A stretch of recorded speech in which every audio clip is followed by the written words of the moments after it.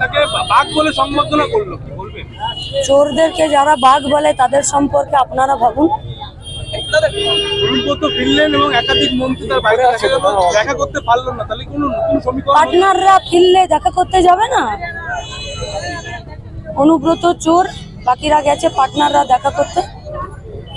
বিভিন্ন জেলায় যে বন্যা পরিস্থিতি, সেটা বিবিসির সাথে সম্পর্ক ত্যাগ করার কথা বলছে মুখ্যমন্ত্রী এবং কেন্দ্রকে আজকে বুঝলেন। প্রথমত সাবিনা ইয়াসমিনের সঙ্গে কথা বলা দরকার। দ্বিতীয়ত ডিজাস্টার ম্যানেজমেন্ট এবং বাঁধ মেরামতে পশ্চিমবঙ্গ সরকার এবং ভারতবর্ষ সরকারের টালবাহানা অনীহার কথা বলা দরকার। তৃতীয়ত 100 দিনের কাজের মাধ্যমে এই পরিস্থিতি মোকাবিলার জন্য কি প্ল্যানিং আছে সেটা কেন্দ্রের সরকার এবং রাজ্য সরকারের বলা উচিত।